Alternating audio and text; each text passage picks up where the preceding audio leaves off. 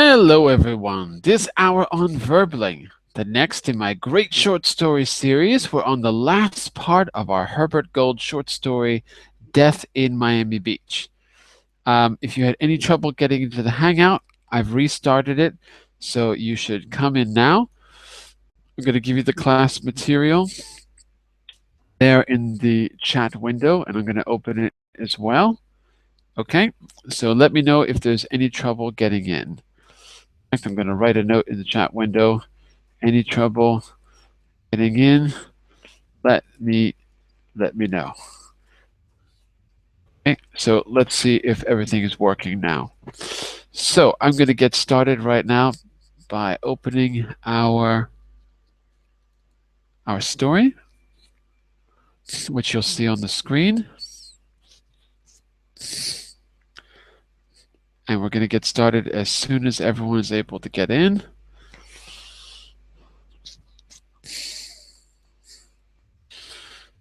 Let's see. Daniel, can you get back in the class now?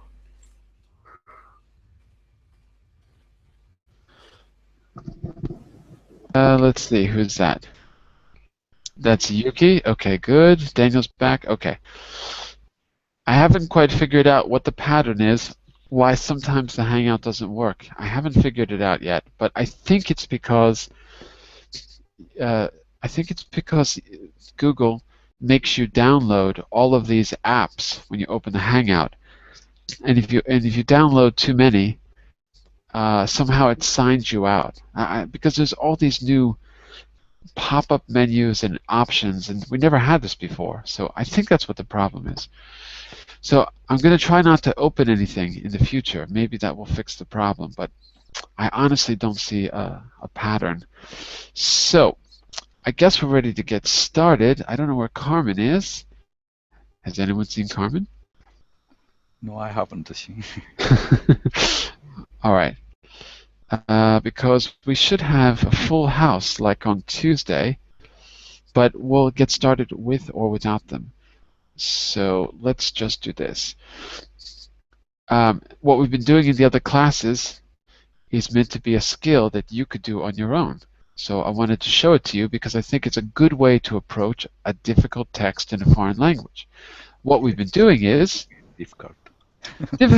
Difficult, yes, difficult for me too. Some of it is not clear, even for a native speaker. So what we've been doing. How can we cope with it if you negative feel difficult? Well, my answer to that is that being but I admit that it's a good text, so of course it was to try for us, even for English learners. Well, I also think that it's not about, you see in a lot of other classes, you get vocabulary and you get some skills, reading skills, writing skills, things like that. But in this kind of class, we're working on a skill which is not usually taught, literacy. That's my theory. If I can help you understand how to be literate in a foreign language, I'm doing much more than a typical class would do. So what I think is, you don't really need to know all the words. What you really need is to know how to ask the right questions, and maybe know a few techniques to help you with a difficult text. So that's my secret. I'm trying to look at ways we can teach literacy. I don't know if that makes sense. Literacy meaning understanding how stories work, what their purpose is, how authors communicate to readers through the media, through the medium of a story. So basically, it's about asking the right questions. So when I ask you a question, it's usually a question that I ask myself when I'm reading. Like I'll see a detail and I'll try to turn it into a question that I think might be useful, something like that. I don't know. Does that make sense, Yuki? Yes, it makes sense. I support your theory. I think being familiar with good text is the most effective way to improve your English. Uh, I think first thing the teacher have to do is selecting good text and giving opportunity for every learners to read it, to tackle with it. So I think this class is very good. I highly appreciate your class, Good. especially literature class. Well, another thing that might be useful as well is that any difficult vocabulary, and there should be a lot of it should be a lot easier to remember if you can remember the story. So there is actually a normal, a normal pedagogical way to work with vocabulary here, which is just notice it, try to work out the meaning from the context, and then the teacher can help you in that case. But also, in the future, when you recall those words or those expressions, if you can recall the story itself, more or less where you read it, it creates connections, mental connections. And that's really how we learn vocabulary, through connections with other words and experiences. So there's actually a second motive here, which is that if you can remember the story, it should really help you recall the vocabulary. Maybe not in the long term, but in the short term. So there's even a strategy here. Let me just say a quick welcome back to Kasha, who's returning. Hello, Kasha. How are you? Hi, thanks, I'm okay. And you? I'm all right. You were not in the class on Tuesday, right? You were not in the reading class on Tuesday. You were here yesterday. Is that right? Yeah, exactly. Okay. I wasn't Okay. on Tuesday. No problem. Okay, so we're going to do a quick recap of what we read. And Marina. Hello, Marina. How are you? Hello everyone. I'm fine, thank you. Very good. And where are you from, Marina? I'm from Which Russia. Marina is this? Oh, from Russia. Okay. You're not the Marina I thought you were. No. We have a teacher named Marina, but it's not you. Okay, so listen, if you haven't followed the other classes, I have a special technique to recap. It's a group technique. We can do it together. I'm going to share my screen so that if you go to our notes document, you'll see this outline that we've created. Can everyone see that on the screen right now? Yes, I see it You clearly. see it? Okay. So look, what we've done is I divided the story into 3 sections. And after reading a section, we went back, and because this is not a normal story with a hero overcoming obstacles to reach a goal, this is a different kind of story. Yuki called this a memoir, and I agree, it is like a memoir. Because it's got a different structure, I thought it would be best if we try to divide it up into little scenes. So we got 3 sections that I created. It's not the real structure of the story. I just divided up into 3 classes, although this is our 4th class, but anyway. And then inside of each of those parts, I asked you as a class to tell me what scenes stood out. What were the vivid moments? So in part 1, it was really clear because they're very clearly divided. We have a visit to a slaughterhouse where these kids go to see turtles like they're in the zoo, but the turtles are then killed in a terrible way and put into cans, and it makes an impression on the author.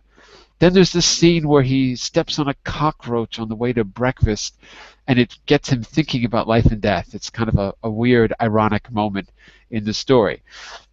And then he gets to his breakfast place, and there's this death scene. This guy comes in and looks like he's going to die. It turns out that he's not going to die, but there's this very dramatic scene. We call that Death of the Bromo Man, because his wife keeps asking for bromo, which is like a kind of aspirin. In the 1950s, you could get like a soft drink with aspirin in it called bromo seltzer. So that was part 1. In the last class, we finished part 2. One of the scenes was that the bromo man recovered. Another scene was that the cook, who is kind of like the unofficial friend of our narrator, gets scolded. He gets yelled at by the narrator because he doesn't help the guy who appears to be dying. This cook's name is Frank, and Frank tells him his philosophy of life in a way, because he says, I learned not to get involved, that's why I didn't help. Okay, What about the waitress? Does anyone recall the scene afterwards? There was a scene, very short scene with a waitress. What can we put down there to recall the structure of the story? What happens with the waitress? 35 years old Uh-huh. woman Uh-huh. with big bright eyes. That's right. Something about bright eyes. Bright eyes, yes. And foreign woman Huh? Ah, right. from Sardinia Right. She's a or foreigner from Sardinia accent, Corsica, maybe. right? Corsica. Okay. That's right. So she's a foreigner, not spelled like that. Whoops. From Corsica, and Corsica. also she was who was abandoned. And then she was abandoned by her American whatever husband, boyfriend. I don't know. I don't know what it Partner. was. Right. I really can't write and speak at the same time. I'm spelling everything wrong. And so there's a kind of little relationship with them, or at least it starts to be friendly, and then it kind of disappears for some reason as time changes. So we get a little episode there. Were there any other episodes before the end of part 2 that you recall? Yes, the residential, the woman jail Ah, yeah, the old folks' home, isn't it? Is that what you mean? The old folks' home. of for some. Yeah, yeah, Yes, yes, yes. A little hotel, retirement retirement home. home. Okay. We'll call it the retirement home episode, right? Okay, and from those, so what was the important thing? What stood out in the retirement home? What do you recall? So what I remember is that it's compared to a prison, Yes. right? But with sort of loud music and what's the word? You know, gaudy. The word is gaudy. When you've got lots of colorful things that are cheap, gaudy. It's kind of decorations or something like that. Mm-hmm. Real Florida kind of stuff. You know, the stereotypical pink flamingo on the lawn, that kind of thing. Mm-hmm. Okay. Are there any other details that we should add, or any other episodes that we missed so far? It's a fighting in the end. There's a It's fight. what? There's a fight. Maybe in the end. Fight? Was there? Fight or I can't remember. Sorry. A fight? I don't remember a fight. Not fight. A fight. Speaking. Discussion. Yeah, a fight. Okay, a verbal fight, you mean? Verbal fight. Yes. Help me out, because I don't remember the details of that. You mean with someone in the old in the retirement home, or somewhere else? I don't remember. She thought she could be my daughter-in-law, a girl like that, to me daughter-in-law. And you know what? Oh, Now right. she Okay. is. I used to be in business. I had a good Okay. business. So he's hearing the old folks like bicker. You know the word bicker. No? Bicker means fight, but quarrel. Like it's not a serious fight. Okay. He hears the sounds of the old folks bicker on the other side. And there's a lot of philosophizing too. So for the people who just joined us, for Kasha and for Marina, what we're getting in the story, I'm going to go on to part 3. We'll read it together now. What we're getting in the story is this kind of like a memoir. Kasha, do you know what a memoir is? How would you describe a memoir?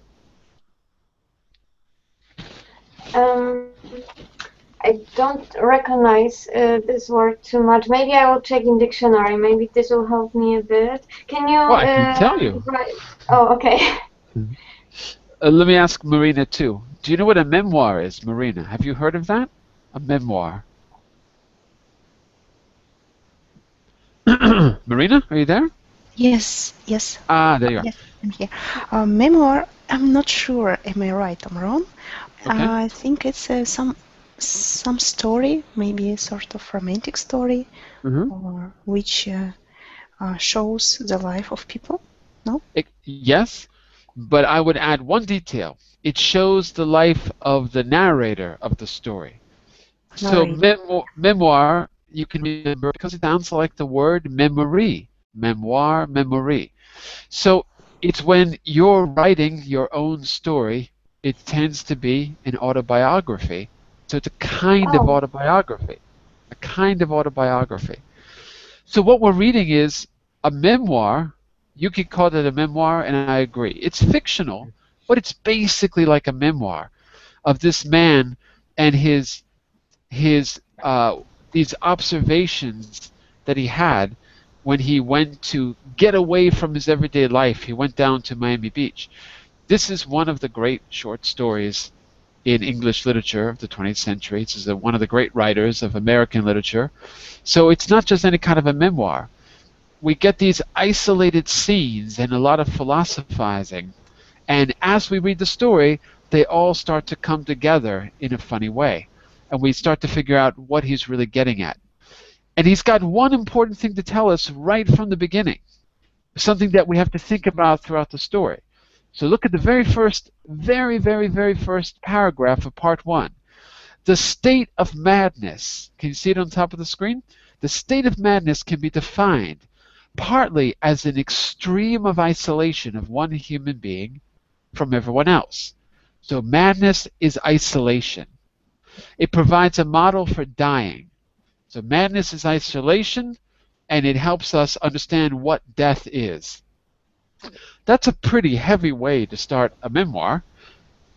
Only intermittent and fragmentary awarenesses of others interrupts the black folding of layers upon each other. So having relationships with other people is the only thing that stops you from thinking about this, from being mad, from being crazy. And in fact, the memoir that we're reading is about his relationships. We don't, in the story, we get bits and pieces of these relationships. Some of them are strange, like his visit to the turtle farm. That was strange. And now we're getting more and more of relationships with people, like the one with Frank the cook, the one with the waitress, and one with his daughter. We find a little story there with his daughter. His daughter asks him questions like, "What is God's last name?" He has this funny moment with his daughter. So we So have to, I think yeah. narrator weaved the complicated plot of memoir, fiction story, and his thought, his philosophy. So all are together in this story. That makes us difficult to understand it, but And it's probably him searching for an answer. You know, it's probably him remembering things and trying to understand why these memories are connected. I have a feeling that that explains the structure of the story. It's not exactly like Proust, but it's something like that. It's these memories that are interconnected. So I don't want to waste the class just talking about it because we haven't finished But it is to read. good that it is not so long like Proust That's novel. true. We can actually Yes, finish it. We can finish it at some point at least. it Let's saved get us. started. Let's get started. We're all gonna take two paragraphs at a time, starting with Yuki because unfortunately Carmen isn't here. She's our traditional story starter. Yuki, I'm sorry to put you in second place, but today you get promoted. You get promoted, Yeah. Yuki. So, Yeah. Thank you. I have yes. a big responsibility now. A salary rise. You Ah, salary. deserve. Yes, salary You should be raised. so take it away, Yuki. Okay. And Part this three. in the Miami Beach Part 3. It is fine to tell a story which feels like affirmation, but afterward, after the morning writing, then what? Writing is an expression of affirmation, power, longing, but not proper cause of these emotions in the writer. He He's a guide into the light and dread because he can escape victimization. He thinks. He thinks, meaning maybe it's not true. I mean, in his head, he can escape victimization. Mhm. This blackness that's interrupted by relationships. I think that's what he means. Victimization is from victimize, yeah? To victimize, to become a victim. Right. Okay. He has left a little trail of paper behind him as he threads his way into the maze and can find his way back. He believes, though, the rower of the maze sets up this array in anything as fragmentary as his intentions about return. He tracks the Minotaur. The Minotaur. Minotaur. The thing that's half bull and half man. It's got the head of the bull, but the body of the man, and it lives in It's a monster. Yeah. the monster that lives in the maze on the island of Crete in Greek mythology. Body is like a cow. Yeah. Yeah. Ready? I thought his body's like a man and his head is like a bull, isn't Bull. it? Okay. Okay. Male cow. Okay. He tracks the Minotaur. Minotaur. Minotaur. Sorry. He tracks the Minotaur with an open mind. Maybe I like it, he said, and maybe I won't. At least I'll see. He initiates passion only because he has it. Otherwise, delusion. Sorry. Otherwise, self-delusion and covetous self-therapy. And so it was no good to be alone for long, entirely alone. Yeah. By the way, so this is kind of a metaphor. Mm. Do you understand the metaphor? It's a little bit confusing, but do you understand what he's getting at here with the Minotaur in the maze and being a writer? Yes. So, what do you think the similarity is between being a writer and being lost in the maze or whatever? I suppose that they are similar with each other because writer is often getting into the maze, seeking the plot, and trying to write an interesting and meaningful story. So it's like people. It's like a person who will fall into a maze, Absolutely, seeking yeah. exit. Right. But So- it is very difficult to find an exit for them, for person in the maze and writer. And you've got this big monster chasing you as well. Yes. So Maybe. watch out. So yeah, it's something Like a dead end, yeah? like yeah, well, you could end up in a dead end or you could end up eaten by the monster. Yes. He says the writer, has left a little trail of paper behind him as he treads his way through the maze. So the maze is probably this search for meaning, as you're writing or as you're living your life. Both cases, you're searching for meaning. Some people are searching for meaning. Other people don't care. But the people who are conscious that they're in the maze are searching for meaning. And as they look for meaning, they get deeper into the maze and they can get lost. So they have to leave a little paper trail. The paper trail is all the writing that he's done because he's a writer, and writers are conscious of their existence. Other people are conscious too, right? Not everyone, but other people are. But the writer makes a living out of being conscious of his or her existence, of turning experience into something greater.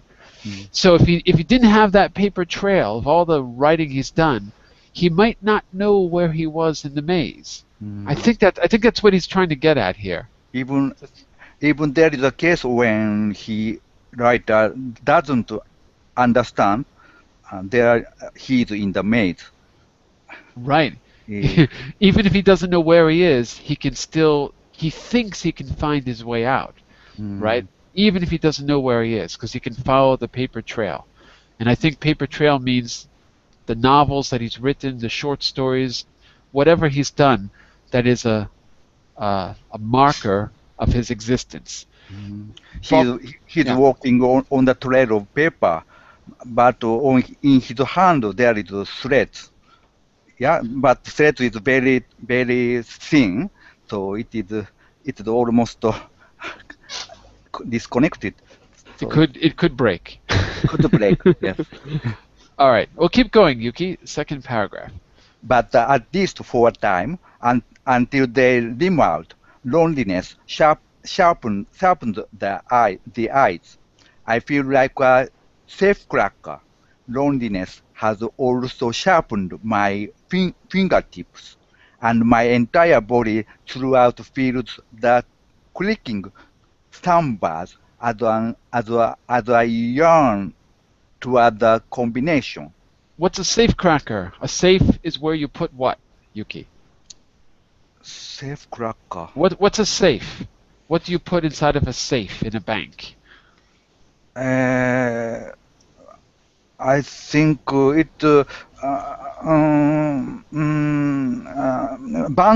bank safecracker means the thief Right. intruding into the bank. Yeah.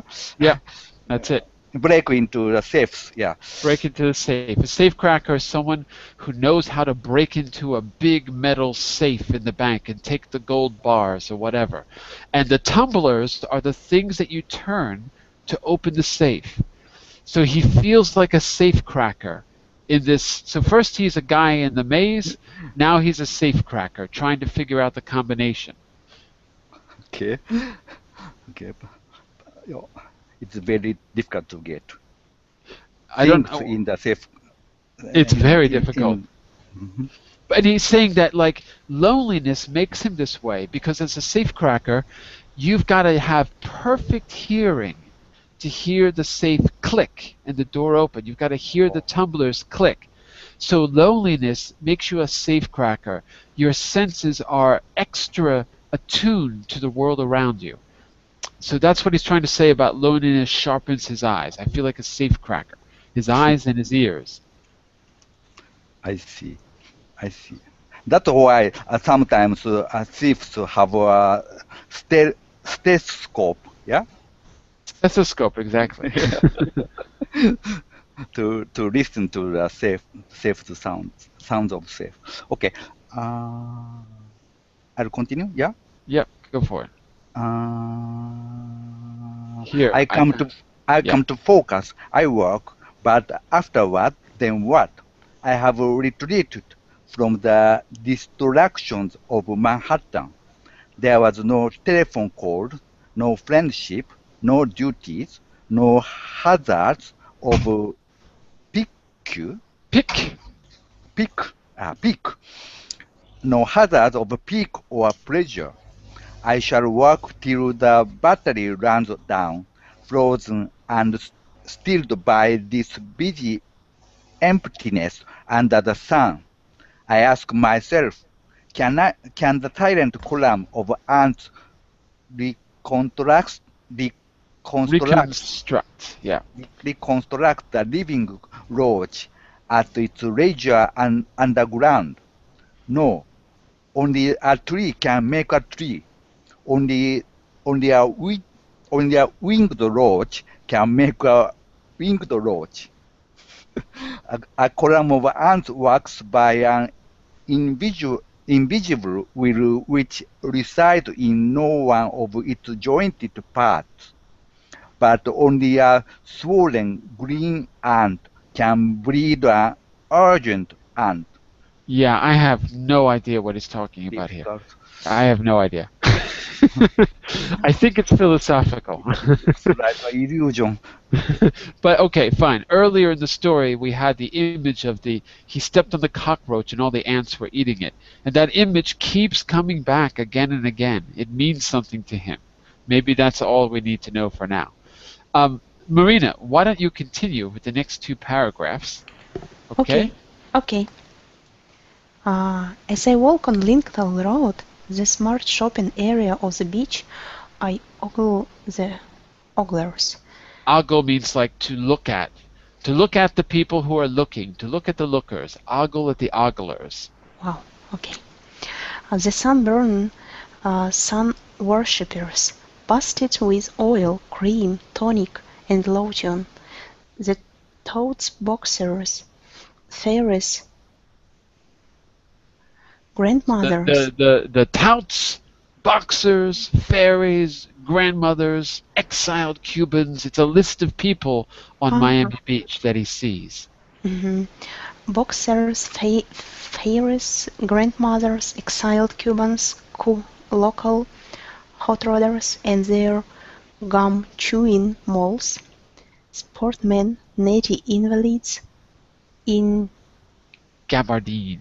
gabardine, Like drunks. old Mhm. suits, in the gangster movies, kind of gabardine, these kind of old 1920 suits that they're still wearing today. They're old people. Ah, okay. It's like not invalids, it's people who suffer from some disease, yes, and they're old and we use old clothes. Yeah, yeah, because in Miami Beach, that's like Mm. where all the old people from New York, they all go down there to retire Mm. because it's got hot weather. Yeah, yeah. Drunks, stockbrokers, antique collectors, cemeteries, and Semites. Semites and anti-Semites all talk in the air together on Lincoln Road. Hill people, swamp people, and expacs sell newspapers flown in from all over New York, Chicago, Los Angeles, Smogville, cacklers, and refugee. Cackles is like laughs, you know. What is it? Cackle is a kind of a Cackles. laugh. Refugee, I know, but cackles, Cackles is a kind of laugh. laugh. It's a kind of laugh. Okay. So why is the person cackling? Because there's a newspaper from Smogsville. So instead of going New York Times Mhm. or Chicago Tribune, they're saying Smogsville. So it's a way of saying that the person's calling out the name of the newspaper, cackling. It's a Okay. pretty weird newspaper to have, but anyway, apparently someone out there wants to buy a newspaper from Smogsville. Who Okay. knows? And New York is harried by flu, and Chicago is black with coal and damp. And here we all are on Lincoln Road with a delicious breeze, courtesy of this steak house pumping cool air into the street. So let's buy the hometown paper to see how miserable we might have been, for others are. Yeah. Who are the others, Marina? Who do you think? Um, Based others, on that paragraph, who do you think the others are? others he didn't mention in this. No, he doesn't. But who do you think? Who do you think they are? Just normal people. I would take it a step further. I would say the others are the people who are not lucky enough to be at Miami Beach. In other words, all the people here, Okay. yeah, they all think they're Yeah, great. around. They all think they're special in some way. That's why they pick up a newspaper. It's like this irony. They pick up a newspaper to read about how crappy life is back where they could have been in Chicago, New York, or Smogsville. I think those are the others. Yeah. That's my theory. Okay. I could be wrong. I don't know. Okay, keep going there, Marina. Next paragraph. Okay, on Lincoln Road, Fair Lincoln Road in Miami Beach, the Negroes have been freed of existence. That is, only a few black Ghosts. ghosts slip discreetly by. Even if they were not discreet, they wouldn't be invisible. They would be invisible, though for a new reason. They're going someplace, namely to work or at another hour home. For them, Lincoln Road is a mere artery for transit, Good. while for the others, Lincoln Road is a parallel. I don't know. Parlor. Parlor. It's a place where you can stay, no? Yep, a Okay. place where you can be, like where you can be inside the house and still get sun. Mm-hmm. Sunroom, promontory into health and beauty. For the visitors, Lincoln Road is a slow matter, a recipe for yearned for slowness, slow strolling ease, the delicacy of control. The cocky Broadway Right.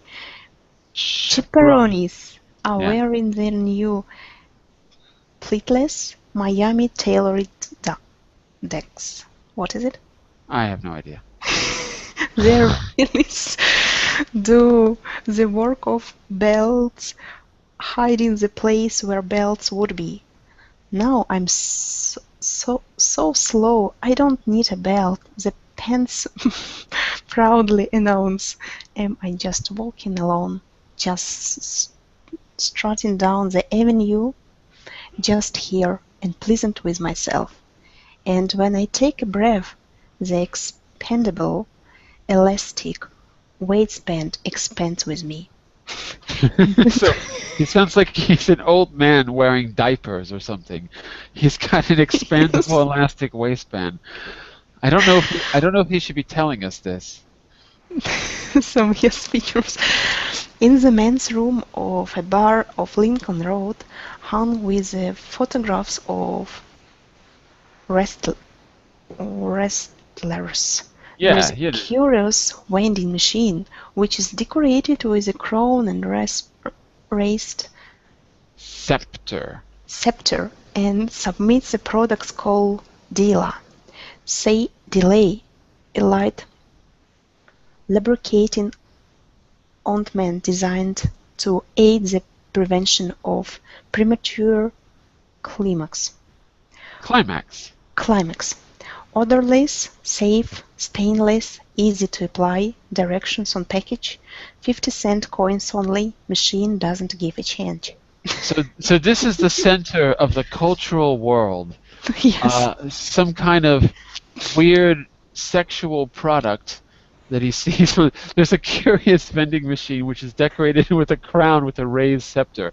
You know, a scepter is what a king holds in his hand. It's like a long stick.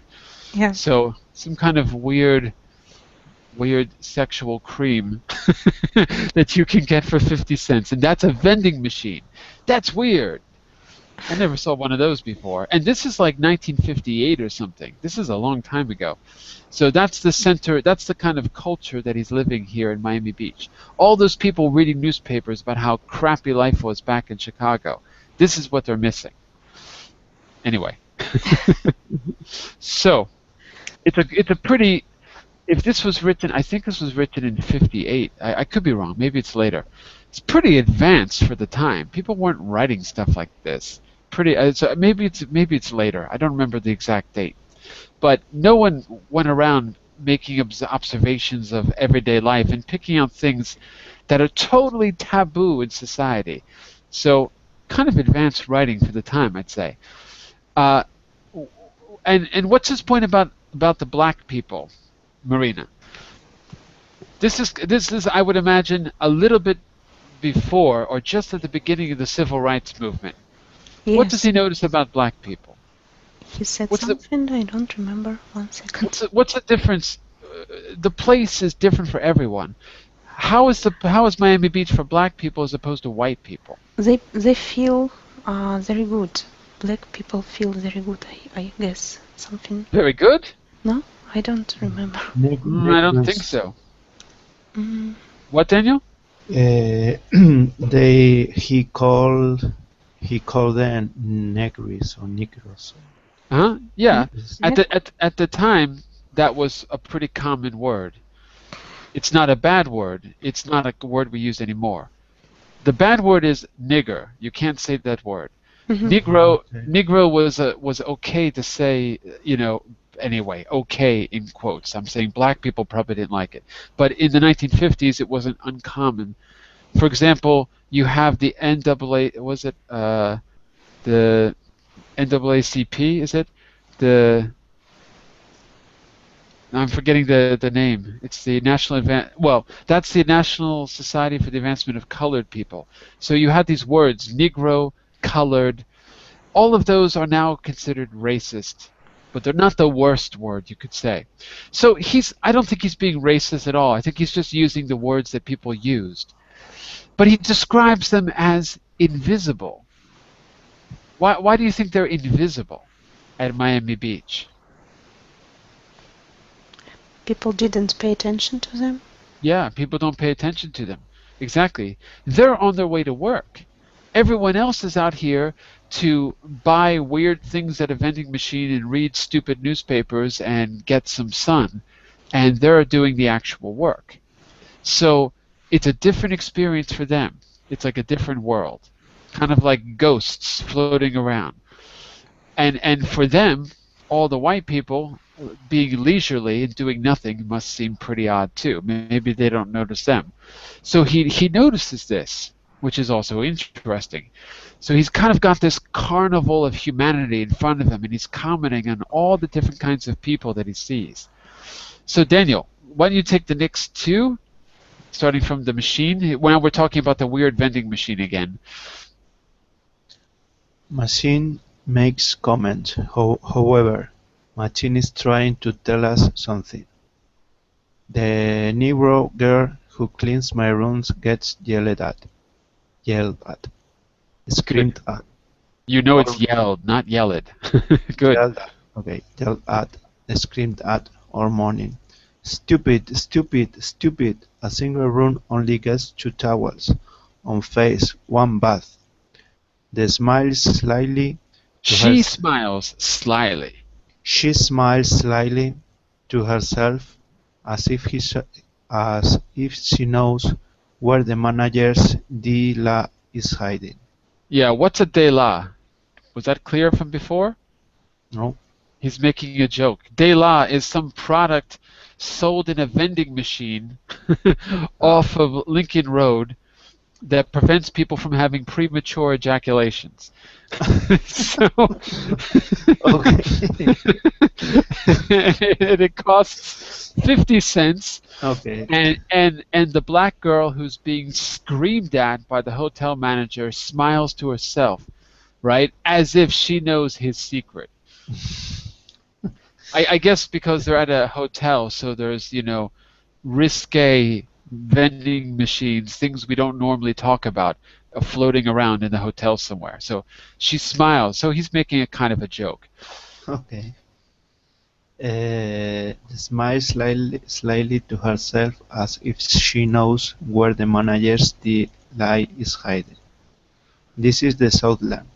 I am reminded, where we have grits for breakfast. But it is not quite that old Dixie boss which changed not, nor can age alter it. It is Miami Beach. The Solemn Allegheny Literary Society, managed for tourists, has a for rent sign on it. Owner will remodel for any business. I decide as I walk. I'll write my book till the battery runs down, though distraction seems necessary.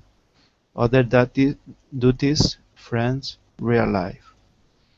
The sirens of the police ambulance work up and down the beach all day and night, announcing the news as they carry away the attacked.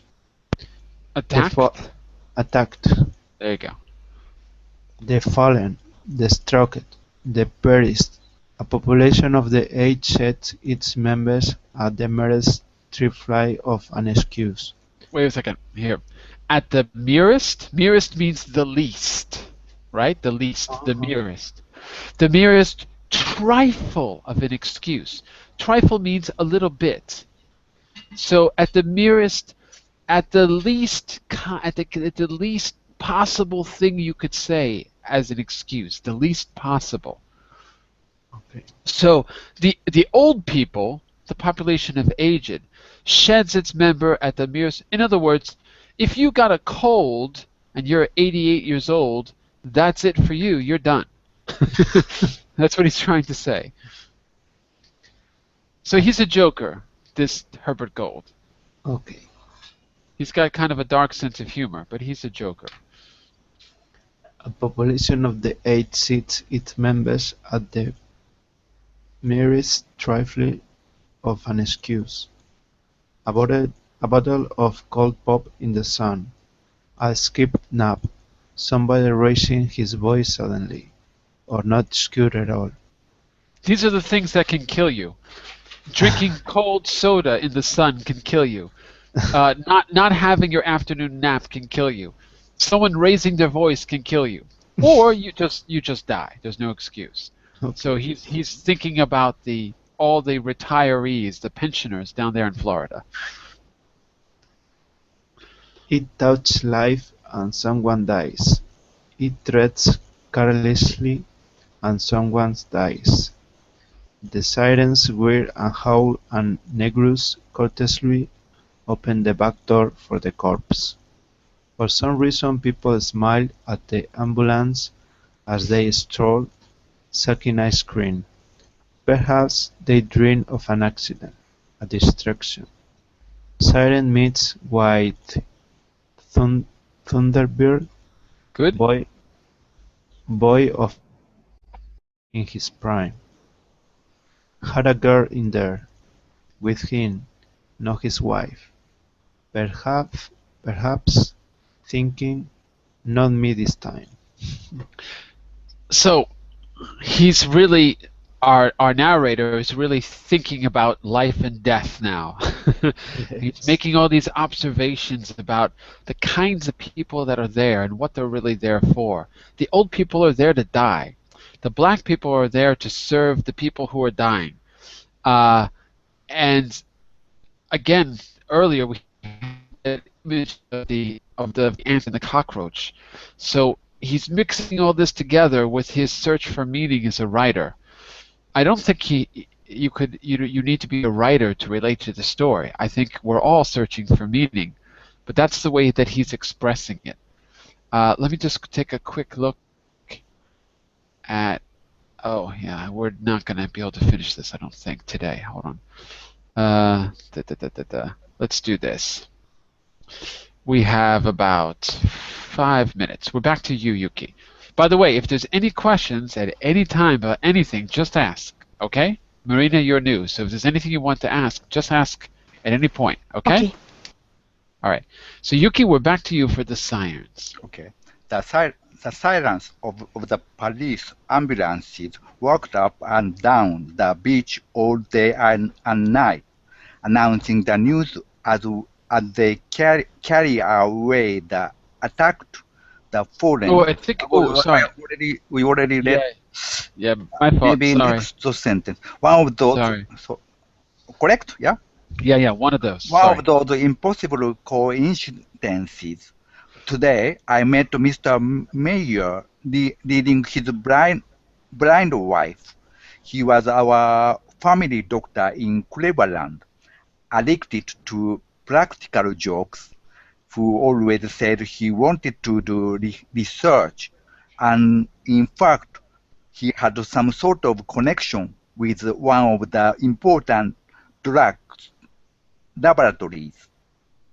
When he retired from practice, he announced to my parents over a bottle of wine that now he would begin his true life's work.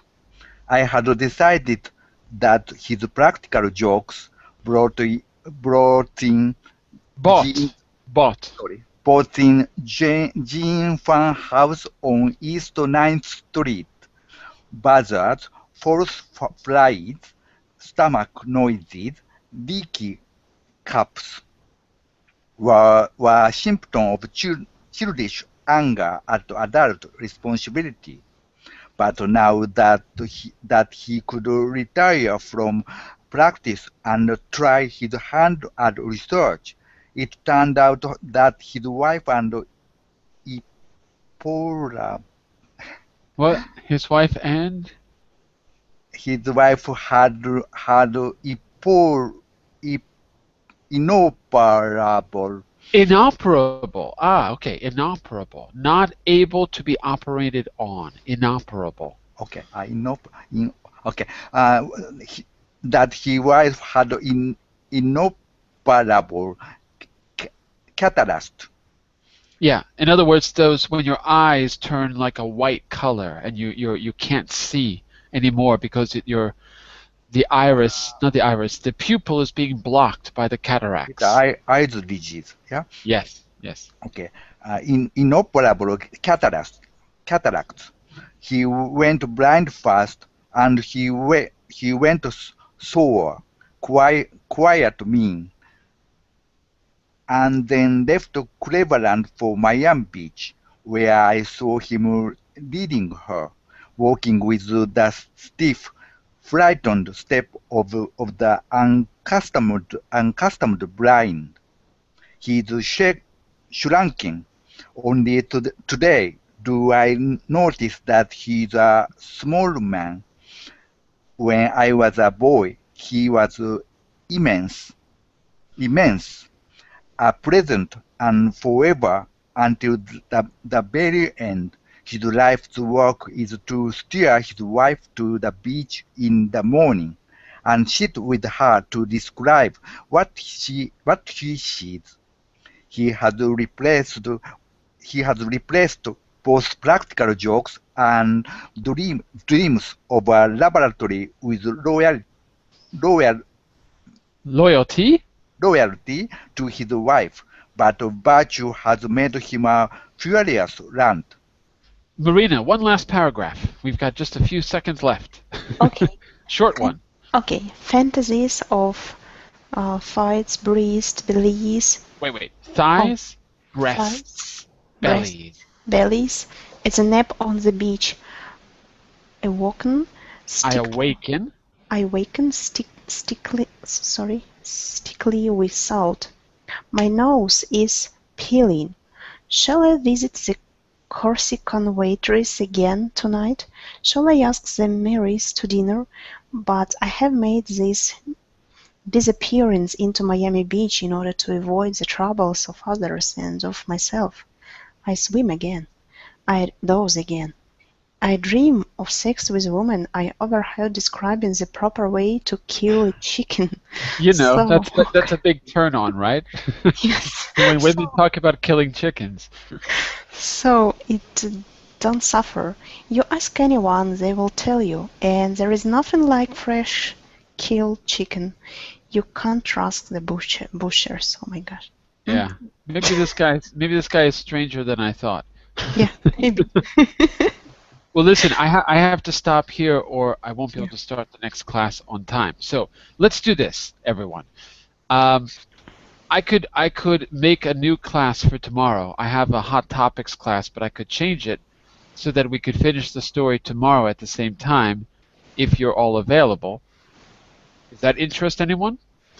Yes. Yes, it's interesting of the finish of this story. Okay, so tomorrow at 10 o'clock, I'm going to change the class to be part 5 of Death in Miami Beach.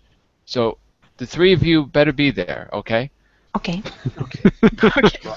And you each have to bring one friend because we need more than 3 people in the class. We had 9 people before, so bring a friend. All right. Okay. Okay. See you in a minute for the business class. Bye for now, everyone. Bye for now. Thank Bye-bye. you. Take care.